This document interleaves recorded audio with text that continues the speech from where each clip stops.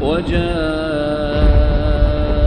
سكرة الموت بالحق ذلك ما كنت منه تحيد.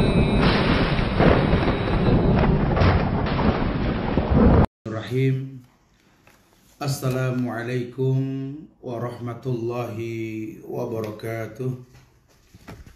Alhamdulillahilladzi arsala rasulahu bil huda wa dinil haq liyuzhirahu 'ala ad-dini kulli wa kafa billahi shahida wa ashhadu an la ilaha illallah wahdahu la syarika lah wa ashhadu anna Muhammadan abduhu wa rasuluh. Ya ayyuhalladzina amanu taqullaha haqqa tuqatih wa la tamutunna illa wa antum muslimun.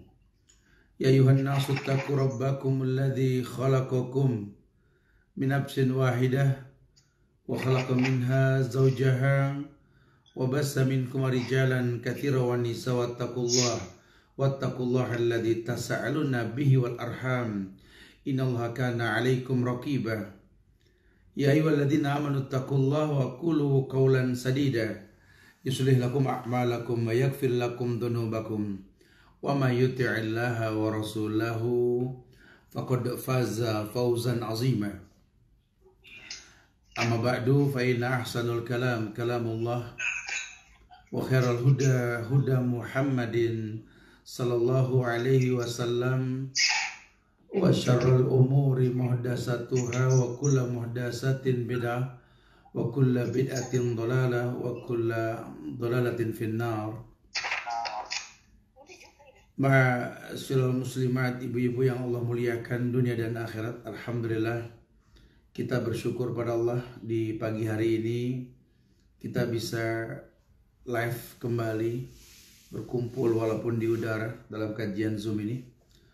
Mungkin untuk mengawalinya sekali lagi diingatkan untuk di mute semua supaya nggak mengganggu konsentrasi yang lainnya. Panitia diminta tolongin untuk di mute semuanya supaya nggak ada dubbing suara. Kita akan coba bahas kajian kita ini dari rujukan buku 100 dosa yang diremehkan oleh wanita. Kita masuk pada pembahasan tentang penyimpangan dalam masalah keluarga. Ya. Penyimpangan dalam masalah keluarga ini adalah hal yang sering terjadi karena merupakan sebuah rutinitas. Karena memang perempuan ini betul-betul dikaitkan dengan rumah di mana dia tinggal. Ketika banyak orang menghayalkan rumahku surgaku, perempuan betul-betul bak bidadari di surganya, sehingga harusnya menjadi penyebab si pemilik rumah atau penghuni rumah ini tenang dalam rumahnya, bukan malah membuat sebab pemilik rumah atau penghuninya nggak betah di rumah. Ada beberapa hal yang mungkin mesti diluruskan. Mudah-mudahan kita nggak masuk ke dalam ini semua, cuma diingatkan bahwa adanya perangai buruk kepada suami. Ya, sementara kita tahu bahwa taat kepada suami dalam hal yang ma'ruf, bukan kemaksiatan kepada Allah, ini termasuk kewajiban yang paling utama bagi seorang wanita. Konsekuensi nikahnya seorang perempuan, menerima lamaran seorang laki-laki itu, siap untuk menjadi pendamping hidup yang nurut. Kalau mungkin pada akhirnya menikah jadi nggak nurut, ya rugi. Emang mau berapa lama hidup di dunia ini? Ya, apapun penyebabnya harus diluruskan supaya jadi orang yang nurut gitu loh maksudnya. Karena kalau tidak akan dipandang buruk, dicibir. Dalam Islam ini nggak diperbolehkan. Dari Ka'ab bin Ujrah diriwayatkan sahabat Nabi ini pernah mengatakan bahwa Rasul pernah bersabda, "Ala ukhbirukum binisaikum min ahlil jannah. Al-wadud, al-walud, al-a'ud, allati idha zulimat qalat hadhihi yadi fi yadik. la adzuku ghamdan hatta tarda. Rasul pernah bersabda, ala ukhbirukum binisaikum min ahlil jannah. Wahai sahabat-sahabatku, kata Nabi, maukah kalian kukabarkan tentang para wanita penghuni surga. Tentang para wanita penghuni surga. Nabi ngomong di hadapan para sahabat. Kemudian beliau jelaskan siapa saja. Yang pertama al-wadud. Al-wadud ini sifat perempuan yang orang laki suruh nikah dengan dia. Karena ada riwayat yang mengatakan tazawadul wadud. Nikahlah kamu dengan perempuan yang al-wadud. Wadud itu penuh kasih, welas asih, rasa maklumnya banyak sekali. Ya, karena demi Allah, dunia ini betul-betul ujian yang berat untuk manusia. Dan kita butuh pendamping yang betul-betul memiliki rasa maklum. Bukan cuma memaksa untuk dipahami. Karena ada judul-judul syair yang mengatakan wanita ingin dimengerti gitu ya. Itu sudah pasti kewajiban laki-laki untuk mencukupinya. Cuma jangan berubah fungsi. Bahwa sejak awal Allah ciptakan laki dan perempuan, ya, bahwa wanita itu diambil dari tulang rusuk laki-laki untuk menjadi bagian hidupnya. Dan laki-laki perlu tahu kalau perempuan sudah siap untuk bisa mengabdikan dirinya kepada laki-laki, maka kita juga harus, laki-laki juga harus memberikan yang terbaik tentunya. Iya, yang pertama al-wadud. Al-wadud di sini perempuan yang penuh kasih, atau bahasa kita mungkin pengasih lah. Ya, jadi memiliki rasa maklum baik sama suami maupun sama anak, ya, sehingga pekerjaan rumah yang melelahkan ini bukan untuk dikomplain, apalagi sampai diekspos di sosial media. Karena banyak perempuan-perempuan milenial ini berteman dengan sosial media, ini rumah tangganya ini diketahui oleh banyak orang, baik dengan cara mengendos atau mungkin dia membuat syutingan di dalam rumah yang sebenarnya nggak boleh, dalam Islam tuh nggak diperbolehkan seperti itu ya. Seakan-akan sama dengan membiarkan orang yang bukan mahram masuk ke rumah atau tanpa izin suami. Al-wadud, dia perempuan yang penuh welas asih. Al-walud di sini artinya subur. Iya, jadi kalau target hidup ini kan kita bawa bekal sebanyak mungkin berjumpa dengan Allah kan, pengennya begitu ya. Bukan cuma sekedar dunia dijadikan tujuan. Karena banyak juga orang suka salah paham, ya, mengatasnamakan penampilan sampai takut punya anak, takut menyusui dan lain-lain. Ini bodoh sekali, jahil murakkab ini. Padahal wajah kita yang asli ya di sorga nanti. Dunia ini paling sitin wasabain. Dunia ini paling 60-70, nggak lama lagi. Dan dunia cuma numpang lewat. Jangan gara-gara tuntutan penampilan dunia ini sampai kita lupa bahwa yang kedua yang dimuliakan dalam Islam perempuan yang al-walud, perempuan yang subur, perempuan yang memang senang sama anak dan memang banyak anak gitulah. Kemudian al-aud, yakni al-aud itu gampang membalas kebaikan. Al-aud itu berperilaku baik dan memang gampang berbuat baik. Ya, dia manusia, dia bisa marah, tapi dia tahu bahwa kalau marah dibalas marah tuh nggak selesai, sehingga dia menyiapkan maklum yang banyak karena dia tahu bahwa pasangan hidupnya laki-laki yang jelas jenis yang berbeda, karakter yang beda. Dia harapkan bahwa pasangan ini bisa membawa dia ke surga, maka dia siapkan maklum yang banyak. Al-aud, perempuan yang berperangai baik. Allati idza zulimat, di mana kalau seandainya ia dizolimi atau dia tahu suaminya marah kepada dia, qalat, dia mengatakan, hadhihi yadi fi yadik, ini tanganku berada di tanganmu wahai suamiku. La adzuku ghamdan hatta tarda, aku nggak bisa memejamkan mataku dalam rumahku sendiri kalau kau tak ridho. Jadi dia tahu sekali, dia itu betul-betul memang penyebab kenikmatan rumah tangga, nyamannya rumah tangga. Sehingga bukan dia yang pasang muka asem. Justru kalau lihat lakinya kok asem mukanya, dia deketin langsung, ada apa? Kenapa? Salah saya apa? Ini tanganku di atas tanganmu, hukum kalau aku berbuat salah. Rasa takutnya Masya Allah. Karena dia tahu konsekuensi nikah ini taat. Suami itu bakal nanggung dosa istri. Dan dia tahu kalau sampai suami banyak nanggung dosa, nggak mungkin bisa buka pintu surga. Dia katakan, hadhihi yadi fi yadik. Ini tanganku berada di tanganmu. La adzuku ghamdan hatta tarda. Aku nggak bisa memejamkan mataku hingga engkau ridha. Tolong jangan pernah marah. Ini surga, rumahku surgaku. Di surga nggak ada orang marah-marah. Dan saya sudah berusaha untuk membuat kamu nggak marah. Jadi kalau sampai kamu marah, apa salah aku, coba bilang. Mungkin memang ubin belum dipel, rumah berantakan. Ini kadang-kadang kita ngayal rumahku surgaku. Innalillah. Kamar kayak kapal pecah. Ini yang namanya ubin. Kadang-kadang tergantung mbak nggak masuk, nggak ada yang nyapu, nggak ada yang ngepel. Coba ngayal rumahku surgaku. Ornamen dikedepankan, bukan kebersihan. Sangat disayangkan sekali.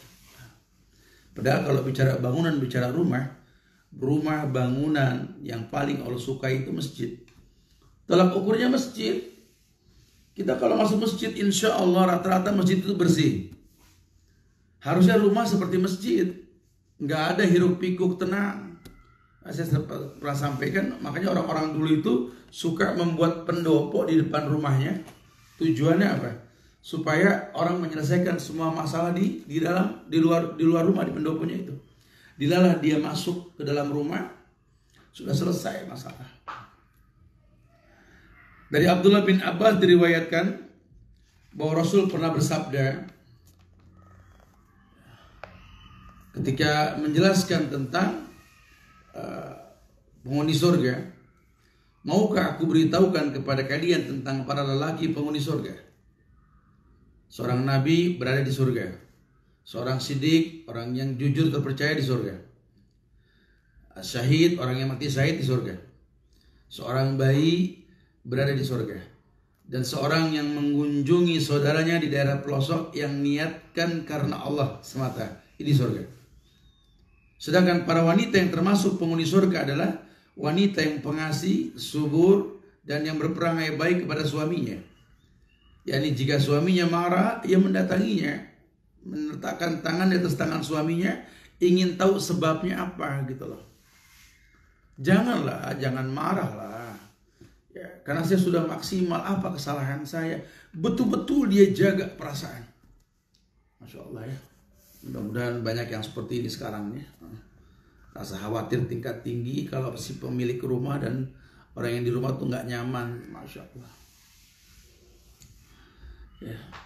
Bahkan kata ulama, kalau ada seorang wanita yang berbuat maksiat di rumahnya, itu laksana setan yang berada di sarangnya.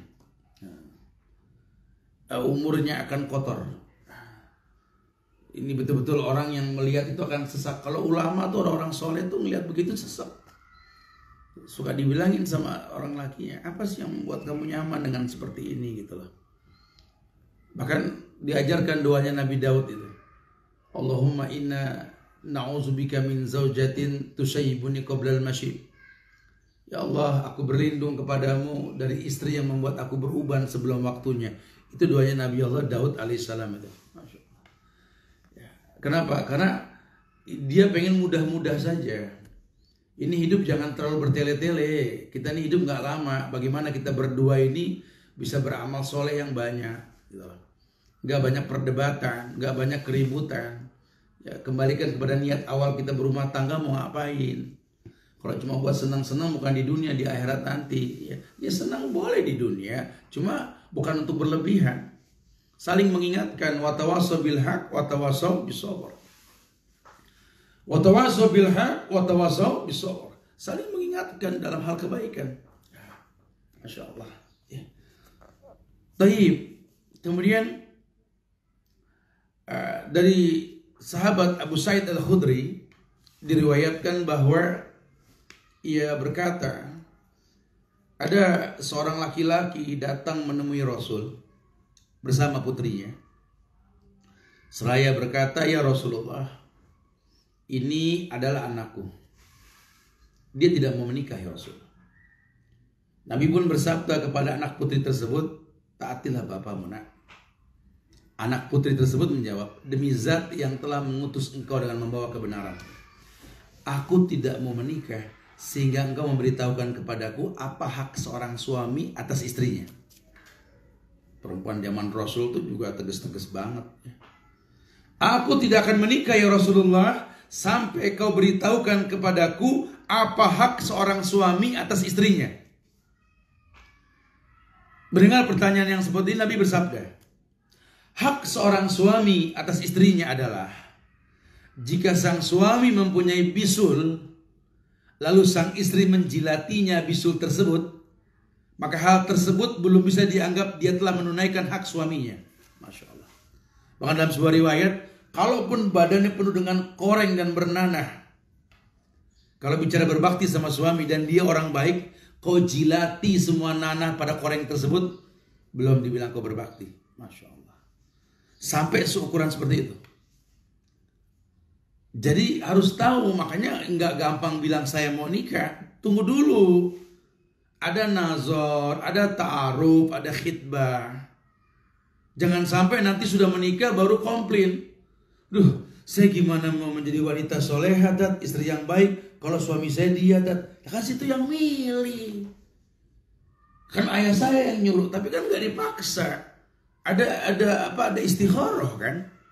Coba kamunya yang harus tahu. Makanya kajian prawedding ini penting banget. Orang nikah tuh punya agenda, punya tujuan, ada tahapan. Saya nikah mau apa? Jangan nanti kalau sudah nikah tinggal komplain, sayang umur kita ini makin berkurang. Allah Imam Syafi'i mengatakan lawang kain kafan sedang ditenun, lubang kubur makin dekat, cuma komplain sama suami, komplain sama rumah tangga. Emang 1000 tahun umur kita ya? Rugi. Kalau kita meninggal besok siapa yang ridho? Kalau kita meninggal besok anak kita soleh-soleha enggak? Lawang jumlah anak dibatasi sementara kamu bisa punya anak banyak, rugi. Kita meninggal nanti kita butuh 2 anak yang soleh-soleha. Iya. Apalagi perempuan, harta berkait dengan suami. Ya, mungkin susah bersedekah kalau nggak dikasih sama suami. Anak yang soleh-soleha, yang betul-betul mulia. Dan selama dia berumah tangga, betul-betul dia bertumpu di pundak suaminya untuk membawa dia ke surga. Maka dia jaga hati suaminya supaya nggak bermaksiat. Abdullah bin Abbas meriwayatkan Nabi pernah bersabda, uritun nar, aku dipertontonkan neraka. Faida aksar ahlihan nisa'u yakfurna. Yang membuat aku sedih, kata Nabi, aku melihat rata-rata penghuni uritun nar, aku dipertontonkan neraka. Faida aksaru ahlihan nisa. Yang membuat aku sedih ini, aku melihat penghuni neraka rata-rata dan kebanyakan itu perempuan. Yakfurna, di mana mereka berbuat kufur. Qila, dikatakan, ayakfurna billah, apakah mereka kufur dengan Allah? Qala, yakfurna al-ashir. Dia enggak kufur sama Allah, tapi yakfurna al-ashir. Apa yakfurna al-ashir? Yakni dia berbuat kufur pada suaminya. Wa yakfurna al-ihsan, dia mengingkari kebaikan suaminya. Lo ahsanta ila ihdahunna dahar, ya. Jika engkau telah berbuat baik kepada salah seorang dari mereka selama 1 tahun dahar, summa ra'at minka say'an, kemudian dia melihat satu saja keburukan dalam dirimu, qalat ma ra'aitu minka khairun qat, aku nggak ngelihat sama sekali kebaikan dia. Karakternya Masya Allah.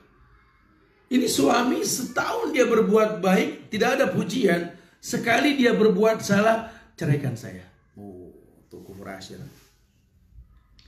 Sejak awal rumah tangga baik, sehingga berpuluh-puluh tahun gak ada masalah. Sekali dia khilaf berbuat salah, ceraikan saya. Itu kufur asyir. Nah, karakter itu ada tuh di perempuan dan kebanyakan itu penyebab mereka masuk neraka. Nah, ini informasi Rasul nih. Kalau sudah begini kita jangan tergolong, jangan mau sama ya. Kita jangan mau tergolong. Jangan mau tergolong. Harusnya kita tahu ini. Ya, karena memang kita punya karakter yang seperti itu. Masya Allah. Ya. Uritun nar faida aksar ahliyan nisa yakfurna. Aku betul-betul diperlihatkan neraka, kata Rasul, dan aku melihat kebanyakan penghuninya itu perempuan. Qila yakfurna billah, mereka bilang kufur. Dia kufur sama Allah ya Rasul. Qala yakfurna al-ashar. Kufur yang sering dia lakukan itu mengingkari kebaikan suami, yang dicari salahnya saja. Padahal kalau dia tahu dari awal nikah, konsekuensi laki mengatakan saya terima nikahnya Fulana binti Fulan dengan mas kawin seperti yang disebutkan, dibayar tunai sah, sejak itu dosanya ditanggung dalam pundak suaminya. Suamimu bukan cuma suami, bukan cuma pendamping, dia bawa orang tua untukmu. Kalau kamu nikah dengan laki-laki, ya kamu harus menghormati dia seperti kamu menghormati orang tuamu. Kamu gak boleh bentak dia. Mana boleh kita bentak orang tua. Fala taqul lahuma uff, gak boleh bilang ci. Sama suami lebih. Gak boleh. Makanya penghuni sorga kata Nabi, karakter itu tadi. Kalau ngelihat suaminya bermurang durja wajahnya, dia sampai ada apa sih? Apa salah saya? Kurang apa saya? Jadi bukan nyari salah suami, dirinya yang disalahkan. Karena ini tanggung jawabnya berat ini. Dia takut sama Allah. Dia betul-betul menginginkan yang terbaik, nggak gampang komplain. Ya. Sifat qanaahnya dipertontonkan. Bahkan Nabi mengatakan wa yakfurnal ihsan. Banyak kebaikan-kebaikan yang mungkin dia nggak tahu, tapi kenyataannya memang baik gitu ya, karena disembunyikan mungkin ya. Nah, itu nggak ada pujian, malah orang yang muji kadang-kadang.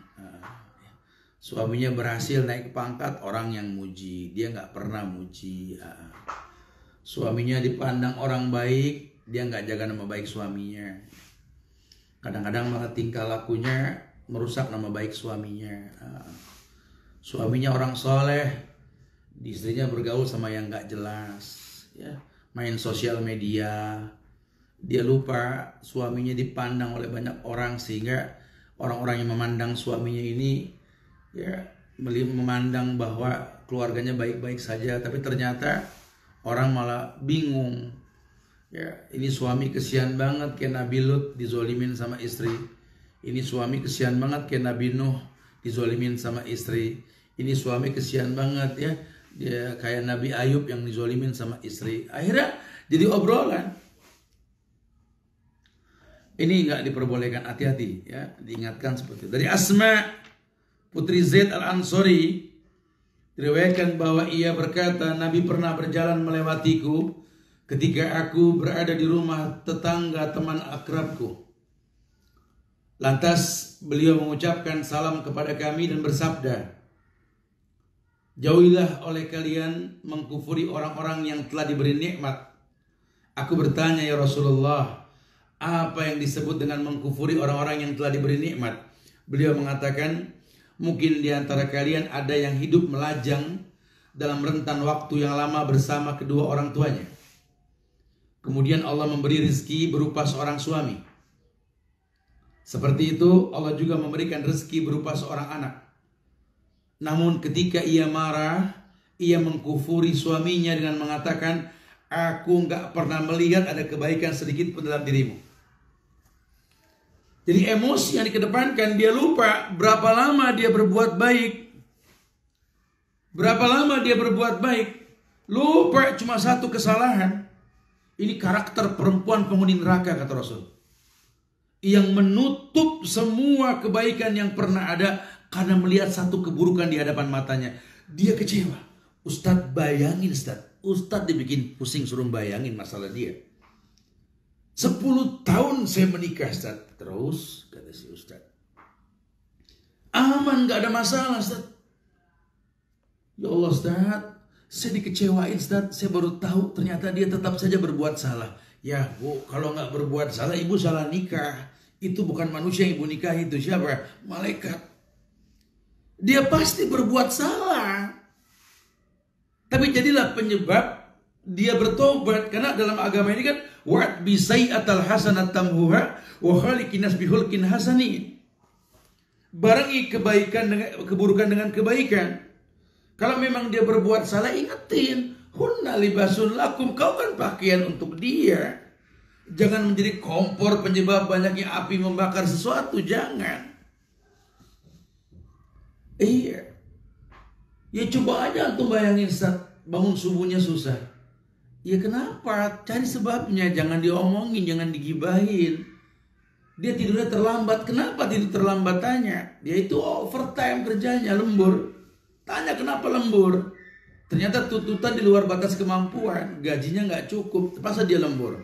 Akhirnya begadang, tidur kesiangan. Ya bangunin aja, bangunin. Tetap ada kewajiban. Jangan dibiarin. Kalau orang kita cari salah, orang tepatnya salah. Kullu bani Adam khata. Setiap anak Adam pasti punya salah. Iya. Nanti rugi sendiri, ya. Akhirnya dia mencari nyaman di tempat lain, kau yang dirugikan nantinya. Nah, jangan. Rasul pernah mengatakan dari Ibnu Umar, isnani la tajawaza salatuhuma ru'usahuma. Abdun abqa min mawalihi hatta yarji' ilaihim. Imra'atun asad zawjaha hatta tarji'. Ada dua golongan manusia, kata Nabi, yang sholatnya tidak akan melampaui kepalanya. Maknanya sholatnya tidak akan pernah diterima. Siapa dia? Yang pertama, abdun abqa min mawalihi hatta yarji'a ilaihim. Seorang budak yang lari, seorang budak yang lari dari majikannya, ya, tidak akan pernah diterima sampai dia mau kembali.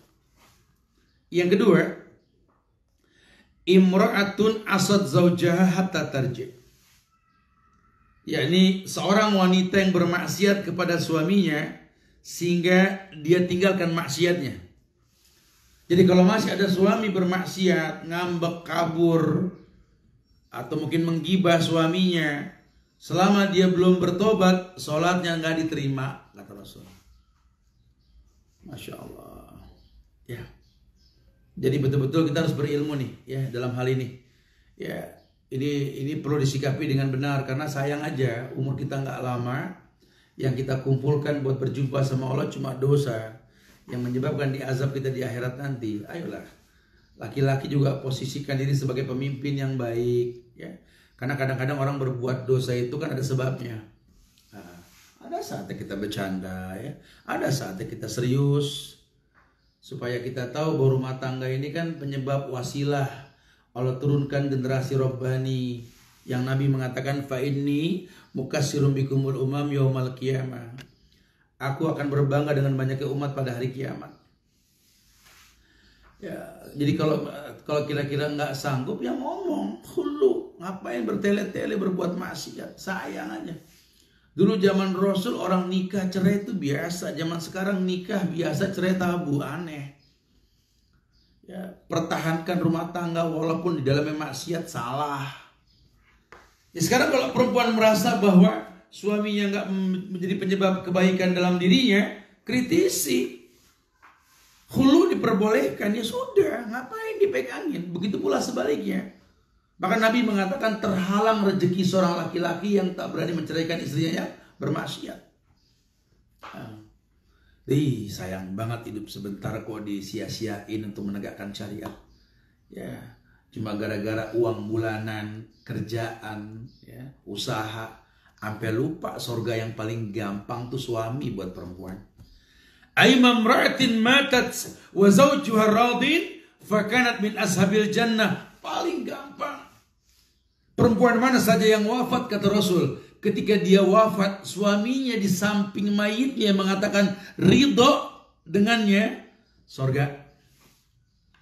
Nah, untuk membuat suami mengatakan ridhonya inilah harus pandai-pandai dalam hidup ini membuat itu, gitu loh. Sekarang usaha kerja jadi orang kaya juga nggak dijamin surga. Ridho suami itu yang paling penting, Masya Allah. ridho suami. Ya. Jadi cobalah, gimana saya mau ridho, Ustaz, dia tuh nggak bener. Ya sudah, cari yang bener. Jangan banyak komplain. Ini umur kamu makin berkurang, bukan makin tambah. Dalam Islam itu takdir buruk ditinggalkan. Berpalinglah pada takdir yang baik, jangan bertele-tele. Kesempatan kita paling berapa kali pemilu lagi umur kita. Nah, itu pun kalau nyampe, lawang mati nggak nunggu tua. Lawang mati ini nggak nunggu sakit dulu. Ini kan khawatir sekali kalau kita meninggal dalam kondisi yang seperti apa kitanya. Masya Allah. Ya, berat ya. Isnani la tajawaza salatuhuma ru'usuhuma. Ada dua orang yang sholatnya nggak diterima nih kata Rasul. Yang pertama, seorang hamba sahaya yang kabur dari majikannya sampai dia kembali. Dan yang kedua, ya ini perempuan yang bermaksiat dengan suaminya sampai dia bertobat. Masya Allah. Ya, jadi betul-betul memang harus disikapi dengan ilmu. Kemudian Muaz bin Jabal meriwayatkan Nabi pernah bersabda juga,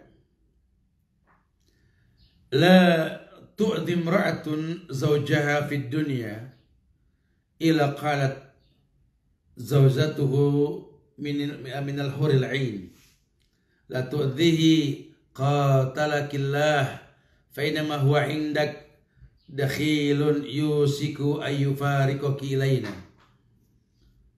Tidaklah seorang istri menyakiti suaminya di dunia kecuali istri suaminya dari kalangan bidadari bermata jeli akan mengatakan kepadanya, la tu'zihi qatalaki, jangan kamu menyakitinya, semoga Allah binasakan kamu wahai perempuan. Fahina ma huwa indak, bahwa sesungguhnya dia hanyalah tamumu di dunia. Dakhilun yusiku ayyufariqa ilaina, sebentar lagi akan berpisah denganmu dan akan menemui kami. Jadi bidadari-bidadari surga ini malah mendoakan binasa kepada lelaki tersebut, kepada perempuan tersebut. Ya, buat perempuan yang suka berbuat zolim sama suaminya, macam-macam lah kezolimannya, kita nggak bahas mendetail. Ya, ini bidadari surga ini betul-betul murka, bahkan mendoakan biar binasa dia. Makanya nggak ada kesempurnaan buat mereka yang berbuat zolim. Sekarang nggak tanggung-tanggung berani meninggalkan rumah suaminya tanpa izin, membentak, menghardik, mencaci, apalagi dalam kondisi lockdown seperti ini ya. Mungkin income yang nggak seperti biasanya, sehingga cintanya sebatas nilai bulanannya. Kalau nilainya nggak sesuai akan ada komplain. Sangat disayangkan sekali. Takut cibiran orang ya, takutnya sama orang, bukan takutnya sama Allah. Aneh sekali ya. Dan cukuplah karena Nabi pernah meminta perlindungan kepada Allah dari istri semacam dirinya. Dari Abu Hurairah diriwayatkan bahwa ia pernah mengatakan, salah satu doa yang dipanjatkan oleh Rasulullah, Allahumma inni a'udzubika min jaris su' wa min zawjin tusayyibuni qabla al-masyib wa min waladin yakunu alayya rabban wa min malin yakunu alayya adzaban wa min khalili makirin ainuhu tarani wa qalbuhu yar'ani in ra'a hasanatan dafanaha wa in ra'a sayi'atan adzaha. Ya Allah, kata Nabi, doa Nabi. Aku berlindung diri kepadamu ya Allah dari tetangga yang jahat. Aku berlindung kepadamu ya Allah dari istri yang menjadikan aku beruban sebelum waktunya. Aku berlindung kepadamu ya Allah dari anak yang memposisikan dirinya sebagai tuan bagi diriku. Anak yang ngatur ayahnya, anak yang ngatur orang tuanya, anak yang nyuruh orang tuanya. Aku berlindung kepadamu dari harta yang menjadi azab bagiku. Dan aku berlindung dari teman yang berbuat makar, di mana matanya melihat aku, namun hatinya ini mengamatiku. Jika dia melihat kebaikan pada diriku, disimpan. Tapi kalau keburukan, disebutkan, disebarkan. Aku berlindung kepadamu ya Allah. Nabi saja berlindung. Ya, apalagi kita manusia. Ini diingatkan ya. Diingatkan. Makanya hati-hati di perempuan. Kemungkinan besar sekali ya gampang meremehkan suami, mencemooh, menghardik, bahkan membentak dengan suara tinggi. Ya Allah ya Karim ya Rahman ya Rahim. Padahal lelaki ini kalau dia mau layanin emosinya, perempuan banting satu piring, dia bisa satu rak piring dia banting kalau dia mau. Tapi kan bukan solusi dalam rumah tangga seperti itu. Hati-hatilah. Semoga kita nggak tergolong yang seperti ini insya Allah. Dosa yang ke-27 pada masalah rumah tangga ini, dalam perangai penyimpangan dalam masalah rumah tangga, meminta talak tanpa ada satu alasan. Gampang minta cerai. Ceraikan saya saja. Kalau ada alasannya boleh. Suaminya nggak sholat, zolim, kasar, KDRT, boleh. Nggak usah takut perempuan minta cerai kalau suaminya zolim, nggak apa-apa. Di Islam boleh, itu namanya khulu kok. Lalu kamu ngelihat suaminya nggak bisa bawa kamu ke surga, apa yang mau dipertahanin? Ganteng tat, ya ganteng sebentar. Tajir tat, ya harta titipan. Emang punya dia tuh duit? Titipan Allah. Bukan itu yang dicari. Ini rumah tangga kita. Kita kalau menikah umur 30, paling rumah tangga kita ini 30 tahun. Ya Allah, 30 tahun bisa masuk surga gak kita? Paling begitu bahasanya. Itu kalau sampai 30 tahun. Kesempatan sebentar sekali. Laki begitu, kalau ngeliat perempuan memang gak baik, diingetin masih gak baik juga, dicoba dihajar masih gak baik juga, dipukul tanpa melukai masih juga, coba ditalak. Mudah-mudahan dia berubah. Kalau gak berubah juga ya sudah, biarkan. Ngapain nanggung dosa orang? Begitu pula perempuan, ingetin lakinya, suruh sholat, suruh jangan zolim, suruh mengutamakan ibunya dalam hidupnya. Kalau dia nggak mau nurut, dia masih berbuat maksiat, menentang dan lain-lain. Ya udah, saya nggak kuat, saya nggak yakin bisa ke surga sama kamu, saya pengen khulu. Ahsan begitu. Jangan bertele-tele, jangan dipegangin ya. Masya Allah. Wa yadubillah wa na'udzubillah. Yang berikut ini meminta talak tanpa ada satu alasan. Kita tahu talak ini dalam Islam ini merupakan rahmat dari Allah kepada para hambanya. Maka di Quran ada surat At-Tolak. At-Tolak itu surat talak. Nggak ada nikah.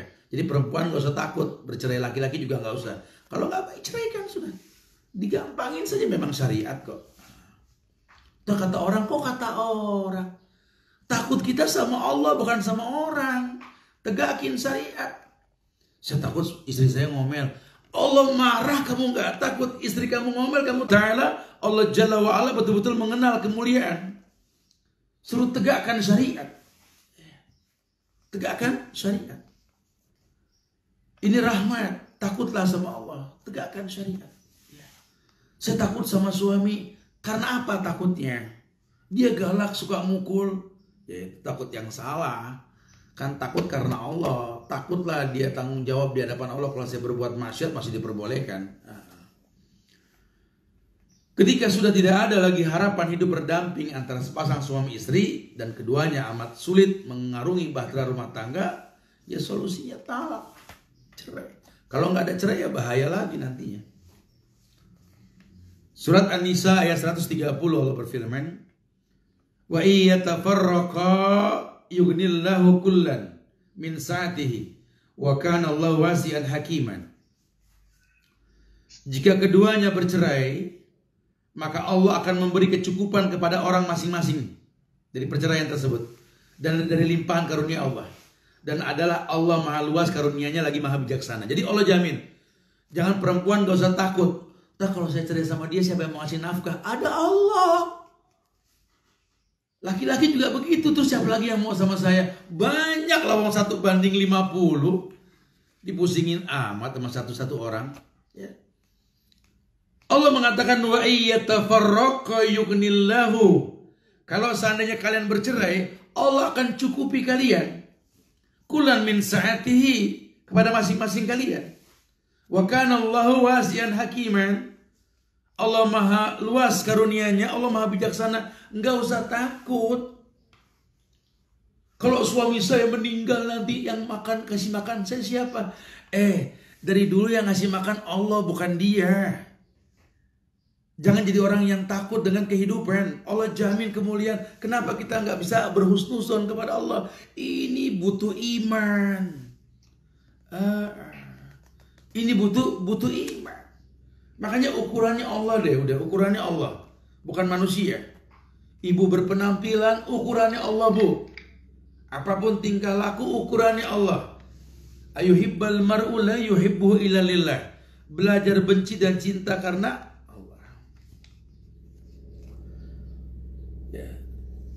ini obat mujarab untuk mengobati berbagai penyakit kesedihan dan nasib buruk. Ya. Namun terkadang talak menjadi senjata yang ampuh dan panah beracun antara sepasang suami istri jika pelaksanaannya melanggar aturan syariat. Tapi jangan juga ngegampangin dikit-dikit cerai ya, jangan ya. Buat apa kita berumah tangga kalau nggak saling mengingatkan, saling mengislah di antara kita. Sering terjadi seperti ini. Ketika dia marah kepada suaminya, enteng sekali mulutnya mengatakan, ceraikan saya, pulangkan saya. Astagfirullahaladzim. Ini kurang belajar nih, ya, kurang kajian kalau begini nih. Dari Sauban radhiyallahu anhu, dia mengatakan Nabi pernah bersabda, ayyuma imra'atin sa'alat zawjaha talaqan min ghairi ba'sin faharamun 'alaiha raihatul jannah. Nabi tegas mengatakan, siapapun wanita yang meminta cerai, talak kepada suaminya tanpa ada satu alasan, maka bau surga diharamkan untuknya. Baunya saja nggak mungkin dia cium, apalagi masuk surganya. Hadis ini dalam Sunan At-Tirmizi, sahih. Begitu pula Ibnu Majah. Jadi jangan gampang, karena orang terbiasa. Kadang-kadang orang terbiasa dikit-dikit minta cerai, jangan. Ada hadis yang mengingatkan sama kita ini. Masya Allah. Ayyuma imra'atin sa'alat zawjaha talaqan. Siapapun wanita tanpa dispensasi, hatta anak Rasul, hatta anak-anak orang-orang saleh, perempuan mana saja kata Nabi yang meminta talak, meminta cerai kepada suaminya tanpa alasan yang benar, faharamun 'alaiha raihatul jannah, maka haram mencium bau surga. Tapi kalau betul ya boleh, memang ini nikmat, cerai itu nikmat. Kesian ini orang dizolimin, disakitin, mungkin sampai dipukul. Maka dia betul-betul memaksimalkan, iya. Dia nggak pengen berbuat maksiat, nggak pengen. Subhanallah ya. Semoga Allah berikan kita pasangan yang baik yang bisa membuat kita mudah masuk surga insya Allah. Atau yang lainnya ya, ini berusaha agar madunya diceraikan oleh suaminya. Ya.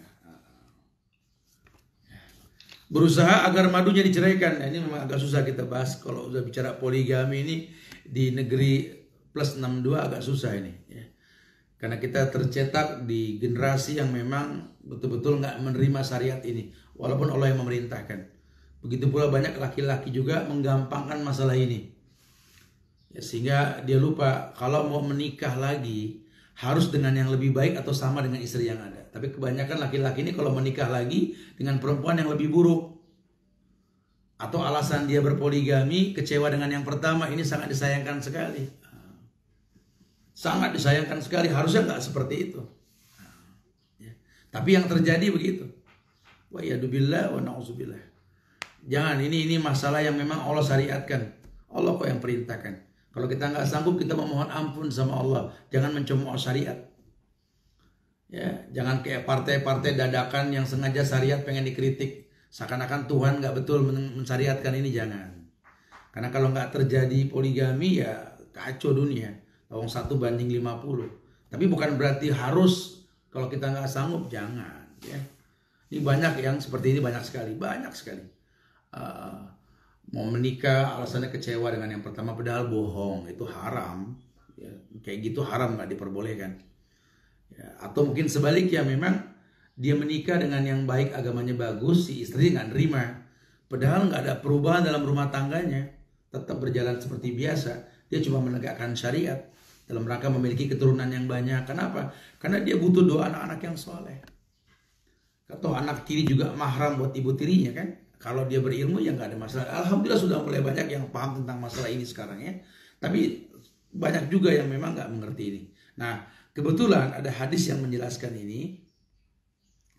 Dari Abu Hurairah diriwayatkan bahwa Nabi pernah bersabda, "La tas'alil mar'atu talaqa ukhtiha litastabrigha sahfataha wal tanki fa inna laha ma qudira laha."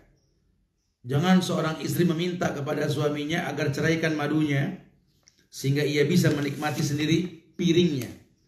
Namun menikahlah karena seseorang itu akan mendapatkan jatah sesuai apa yang telah ditakdirkan baginya. Wah, takut warisan diambil sama dia, kebagi-bagi lagi. Astagfirullah, dunia, innalillah. Yang kita butuhkan bukan harta, doa anak yang soleh. Ini banyak yang takut kalau lebih dari satu gimana? Lah, justru setiap istri itu membawa kebaikan baru buat suaminya kalau betul pelaksanaannya gitu loh. Nah, kalau dia berilmu, tiap istri mendatangkan rezeki yang berbeda. Ya, dengan anaknya, dengan kehidupannya berbeda nanti. Ya, seandainya itu buruk, Nabi nggak mencontohkan, sahabat nggak melakukan, orang-orang soleh nggak mengerjakan. Ya mau bilang apa? Kita telah tertuju oleh orang-orang sekuler. Ya. Sehingga syariat kalau bisa dihapus. Ya, kalau bisa dihapus lah. Ya laki-lakinya juga nggak berilmu dalam hal ini. Dengan yang pertama nggak bisa memberikan nafkah lahir batin, pengen nyari yang kedua. Ya salah. Ketika mau nikah, diam-diam takut sama yang pertama, bukan takut sama Allah. Ya, sangat disayangkan sekali. Ya kalau memang belum sanggup, mendingan gak usah, sudah gak usah.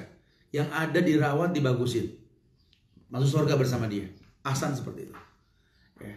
Tapi kalau sanggup, silakan. Karena kalau nggak terjadi poligami, ini dunia ini akan rusak, bahkan banyak fitnah. Akhirnya banyak perempuan menjual diri kepada banyak laki-laki. Banyak laki-laki hidung belang yang merasa nggak nyaman dengan rumah tangganya, akhirnya dia bermaksiat. Mendingan diem-diem lah bermaksiat, berzina, toh nggak ketahuan sama manusia, sama Allah kan Allah maha tahu. Bumi bakal berbicara. Kenapa sih nggak mengiyakan? Ya soalnya kalau zaman sekarang, Ustaz, kalau kita nerima, ya kita dibilang pelakor, Ustaz. Astagfirullahaladzim. Apakah Aisyah pelakor nikah dengan lelaki yang punya istri yang namanya Saudah? Apakah Zainab pelakor nikah dengan laki-laki yang sudah memiliki istri Saudah dengan Aisyah? Rasulullah SAW.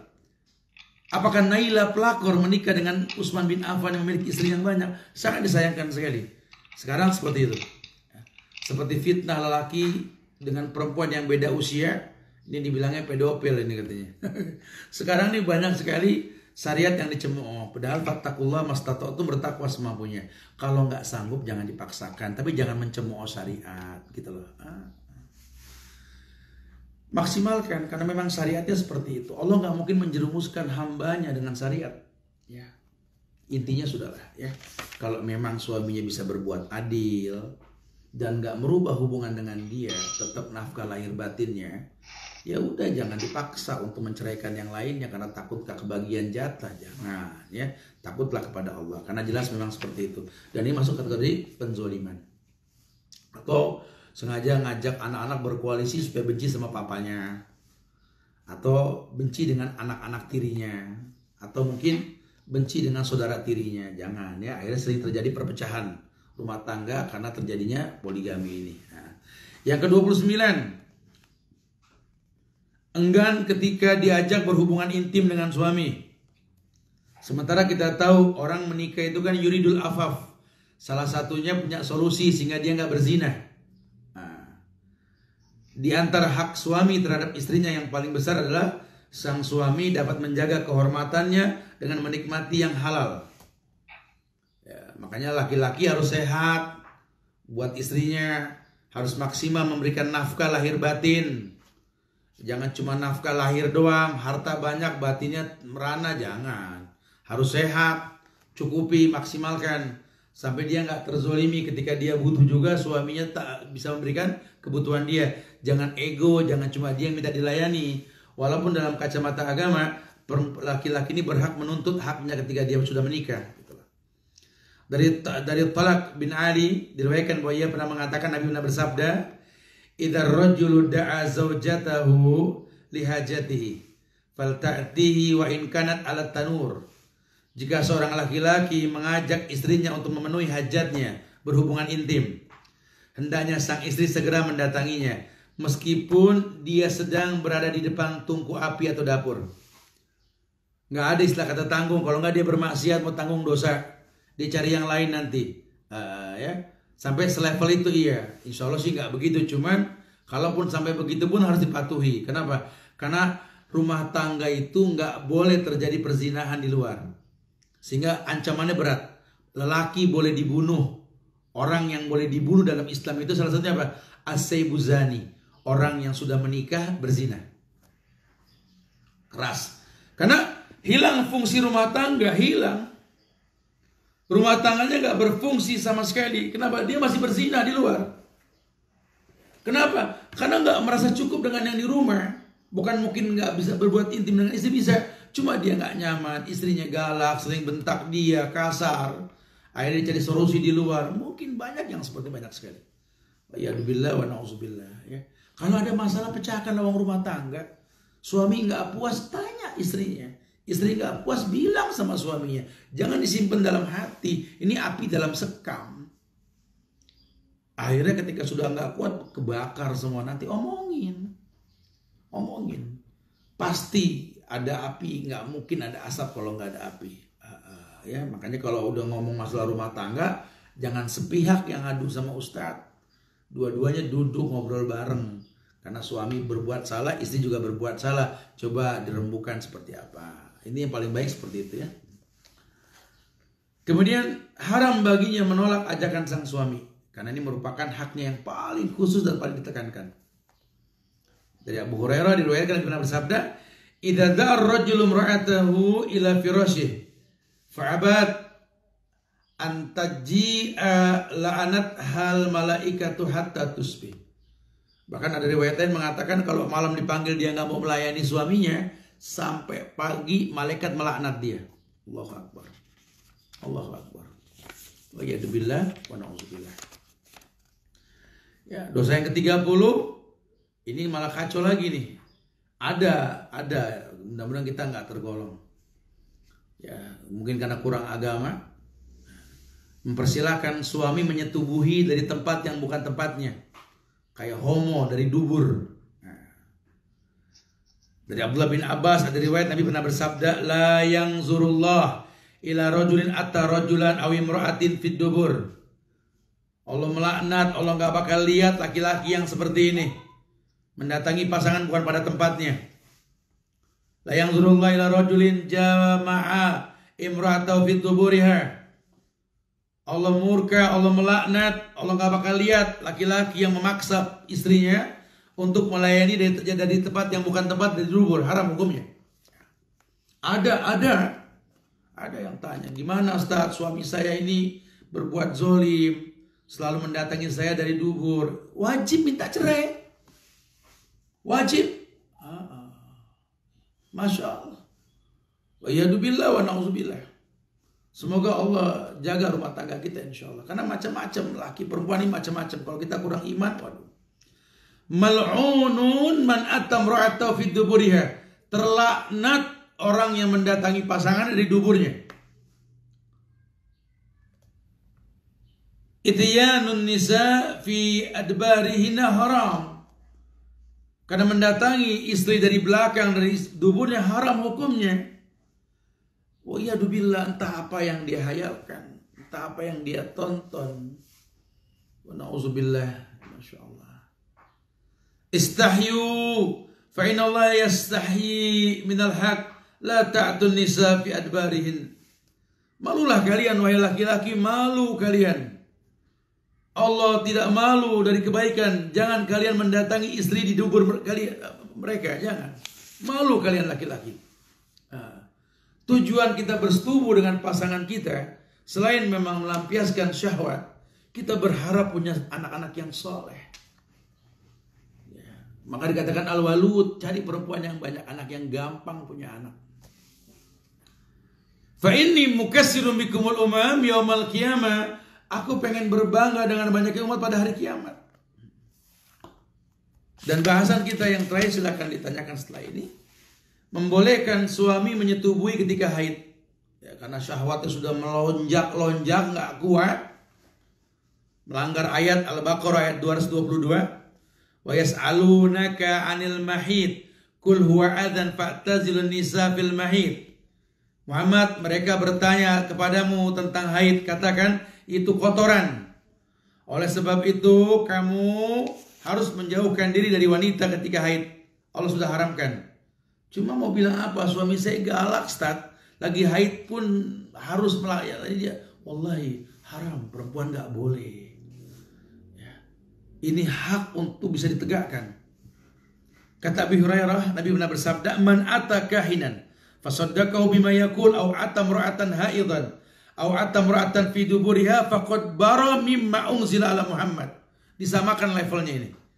Orang yang mendatangi dukun dan percaya, dan orang yang mendatangi perempuan dalam kondisi haid, menyetubuhinya, atau perempuan dari duburnya, maka Muhammad berlepas diri. Dan dia berlepas dari apa yang diturunkan oleh Muhammad. Bisa keluar dari Islam. Karena orang Islam gak seperti itu. Jangan enak gak enak, Bu. Kalau memang salah, bilang salah. Jangan dipertahankan. Man ataha idon aw imra'atan fi duburihi aw kahinan faqad kafara bima unzila ala Muhammad sallallahu alaihi wasallam. Masyaallah. Wa yadu billah wa na'udzubillah. Semoga Allah berikan keberkahan tersebut. Sampai kita tahu lah ya. Man ataha ilan. Ya. Masyaallah. Ya tasaddaqu bidinarin aw nisfi dinar. Kalau terjadi, dia wajib untuk membayar untuk membayar kafarat. Kafaratnya apa? Ya tasaddaqu bidinarin aw nisfa dinar. Hendaklah dia bersedekah dengan uang 1 dinar atau setengah dinar. Masya Allah. Ya. Semoga kita nggak tergolong yang seperti itu, insya Allah. Ya. Tapi kita lanjutkan dengan tanya jawab. Mungkin ada yang mau ditanyakan, silakan. Akhirul da'wana alhamdulillahirabbil alamin. Fadhlu, na'am. Silakan. Ya.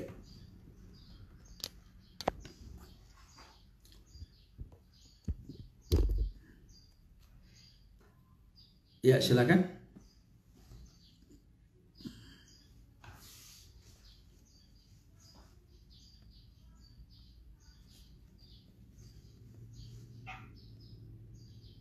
Ada yang mau ditanyakan?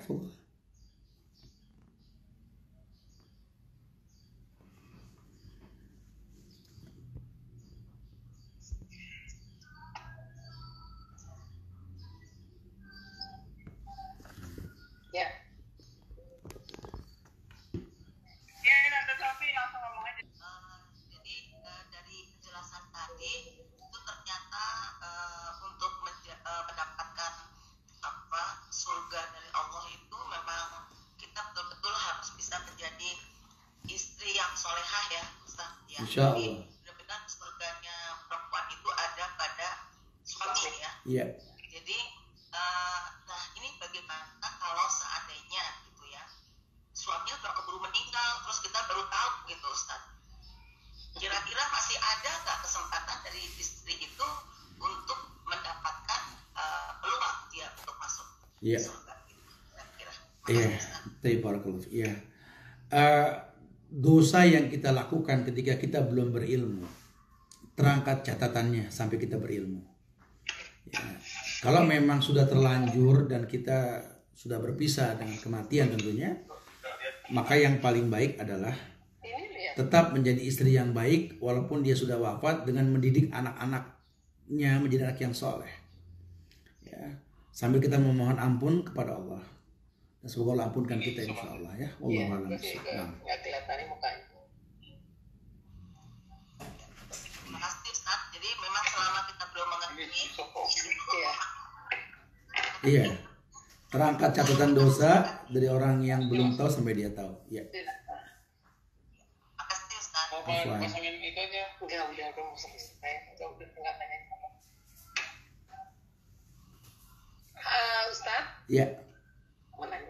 Mau tanya Ustaz, kalau misalnya karena kesehatan,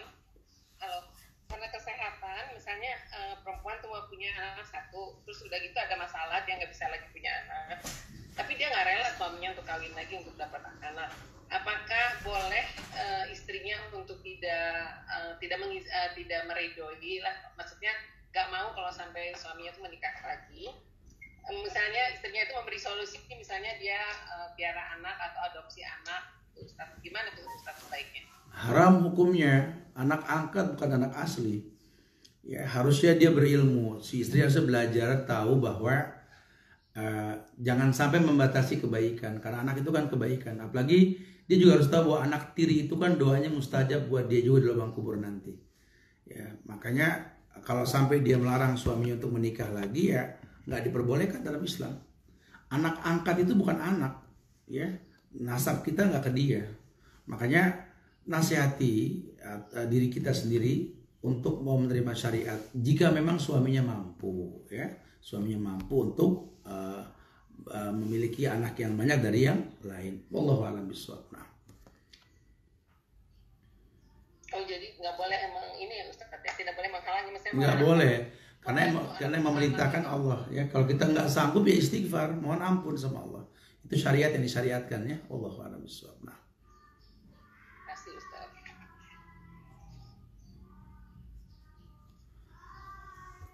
Ada lagi silakan.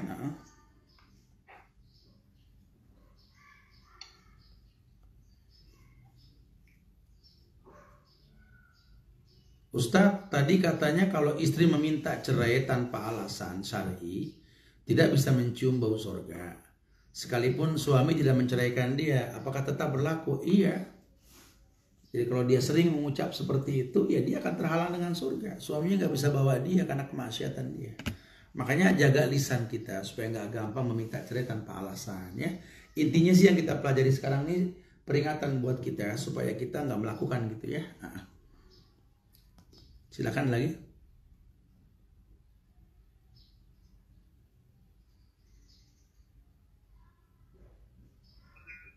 Iya, iya.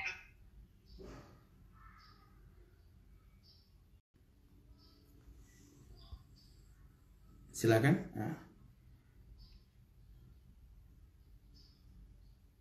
Katanya Aisyah itu, Asia itu adalah wanita yang paling kita aja tuh biar katanya kita suruh niru Asia. Itu kan kita ya terus umat sekarang. Ini kan nggak usah. Ini kan nggak usah judulnya. Ustaz. Ya silakan. Ya, tadi itu ada pertanyaan kalau misalnya tadi yang kata Ustaz kalau memang nggak sanggup bercerai, nah itu batasannya gimana? Karena bukannya tadi Mas contohnya Asia, istrinya Fir'aun aja dia nggak minta cerai gitu. Nabi kita itu Muhammad, bukan Nabi Musa. Syariat di zaman Nabi Musa, Fir'aun dengan Asia itu beda dengan syariat di zaman Nabi Muhammad SAW. Ya. Kalau dulu masih boleh suaminya kafir, istrinya soleha masih boleh. Nah, ketika zaman Nabi Muhammad nggak diperbolehkan, ya. Ini yang mesti kita belajar, kita tahu nih, ya. Jadi ada beberapa syariat yang memang dirujukan kepada cerita di masa lalu, tapi ada juga yang memang terhapus dengan syariat yang Nabi bawa. Makanya ketika Islam sampai kepada Rasul, maka banyak dikritisi itu para sahabat yang masih berbeda agama dengan pasangannya untuk kembali ke Islam atau mereka bercerai seperti itu. Wallahu a'lam bishawab. Nah.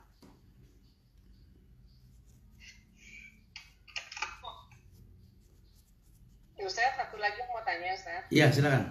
Kalau anak yang dibesarkan bukan oleh ibu kandungnya dan perpisahan, bagaimana sikap anak itu pada ibu kandungnya? Karena dulu perpisahannya nggak tahu ada sebab apa, tapi sikap anak itu pada ibu kandungnya dan dia tidak merasa sangat dekat karena dia dibesarkan oleh nantinya atau sama pihak ayahnya. Itu sikap anaknya pada ibu kandungnya bagaimana Ustaz? Harusnya dia tetap berbakti. Ya, karena ada anak yang dilahirkan orang tua bermanfaat buat dia, ada anak yang dilahirkan kelak dia bakal bermanfaat buat orang tuanya, gitu. Kondisi ini yang kedua mungkin dia punya ibu yang mungkin memberikan dia ke orang lain sehingga nggak membesarkan dia, tapi tetap surganya pada ibunya. Ya, berterima kasih dengan yang merawat dia. Namun ibu itu nggak ada bekas sampai kapan juga. Wallahu a'lam. Iya Ustaz. Walaupun misalnya ada sebab-sebab lain itu Ustaz, tetap. Iya, intinya tidak ada bekas ibu, tidak ada bekas ayah, intinya itu. Nah, ya harus siapkan maklum. Wallahu a'lam bishawab ya. Nah, harus belajar untuk mencintai orang tua karena berkahnya di situ ya, masya Allah. Baik. Bicara mungkin dulu dia punya masalah dengan suaminya, dengan harta dan lain-lain, itu urusan dia. Tapi kita anak harus menerima orang tua kita siapapun dia, berbaktilah kepada dia. Allah. Ya, makasih Ustaz. Ustaz mau tanya lagi Ustaz. Ustaz. Ya silakan. Assalamualaikum. Ya. Waalaikumsalam. Ustaz, jadi peran suami itu sangat penting ya untuk bisa menghantarkan istrinya masing-masing, harus bersama-sama gitu loh. Kira-kira setuju nggak Ustaz gitu? Jadi kalau tadi kan yang saya dengarkan bagaimana seorang istri itu harus bisa taat sama suami, tapi kan suami juga harus bisa menjadi partner buat menghantarkan istrinya masuk surga gitu Ustaz. Kira-kira setuju nggak Ustaz? Ya iyalah, makanya ini kan kita lagi mengkaji khusus buat perempuan, Bu. Ya nanti di laki kita bahas juga, Bu. Ngomong sama suami gitu. Iya. Ya iyalah, haruslah. Ibu sih nggak usah khawatir, Bu. Kalau perempuan sudah nikah tuh suami tanggung jawab dosa ibu semua dia yang tanggung. Makanya berat. Suami kalau dia nggak betul, berat. Harus bener dia. Dan lelaki itu menikah itu misakon golizo. Janjinya ke Allah bukan ke manusia. Sehingga kalau dianya nggak betul, ya zalim. Intinya yang kita bahas tadi, kalau memang kita nggak ngeliat prospek dalam rumah tangga, jangan bertele-tele. Suami harus bertobat, istri juga sama. Intinya kalau sudah baik, ya jalanlah dengan cara yang baik. Rumah tangga ini kan untuk sakinah, mawaddah, warahmah. Ya. Kalau sampai rumah tangga nggak mendatangkan itu, ya jangan dibiarkan. Karena waktu ini makin dekat ke lubang kubur, bukan makin jauh. Kesempatan kita hidup kan nggak lama. Rumah tangga kita paling berapa kali pemilu lagi sih, nggak lama ya. Makanya sebelum itu terjadi, yuk bertobat kepada Allah. Intinya sih itu, Bu ya. Nah, Allah. Makasih Ustaz. Yuk. Ustaz ada yang tulis pertanyaan? Apa silakan. Ya. Saya bacain ya. Iya silakan. Ustaz, saya mau bertanya bagaimana sikap kita sebagai seorang kakak dan sebagai seorang istri ketika adik kita ada problem dengan suami dalam hal kerjaan. Sementara mereka berada di lingkungan tempat kerja yang sama. Mau bela suami, adik bagaimana? Mau bela adik, dapat dosa sama suami. Ayo, kalau dia memang belum mau untuk bertanya atau berdialog, ya kita berhusnuzon lah. Mereka mau memecahkan masalahnya sendiri dulu gitu ya. Ya artinya kita nggak pengen jadi orang ketiga nimbrung. Nah, biarlah mereka dewasa dengan pasangannya. Ya nggak usah terlalu orang sekarang bilang kepo kali ya, responsifnya tuh terlalu berlebihan. Ya wallahu alam, mereka yang menjalani. Kalau mereka bertanya kita jawab, enggak khalas, doakan saja. Khawatirnya nanti malah ada orang ketiga malah jadi nggak baik ya, masya Allah. Hatta mertua, hatta orang tua, jangan gampang untuk nimbrung dalam rumah tangga anak-anaknya, karena mereka lebih paham. Kalau mereka butuh jawaban, mereka akan bertanya, kita akan jawab gitu ya. Nah, Allah.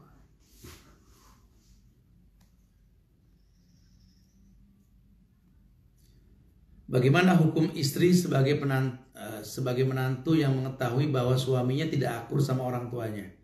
Apakah harus taat sama suami apa menasihati agar akur? Iyalah, kan pakaian buat suami. Nasihatin suami sama orang tua jangan sampai nggak akur.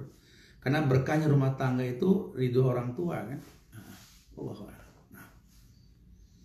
Ya, kalau sudah nggak ada, insya Allah manfaat yang disampaikan buat saya pribadi dan jamaah sekalian. Minta maaf pada kekurangan, kesempurnaan hanya milik Allah. Ya, semoga Allah jadikan rumah tangga kita rumah tangga yang sakinah, mawaddah warahmah, dan diberikan hidayah buat kita semua insya Allah ya. Minta maaf pada kekurangan. Sekali lagi tetap hidup sehat. Kita tutup dengan kafaratul majlis. Subhanakallahumma bihamdika asyhadu an la ilaha illa anta astaghfiruka wa atubu ilaik. Assalamualaikum warahmatullahi wabarakatuh.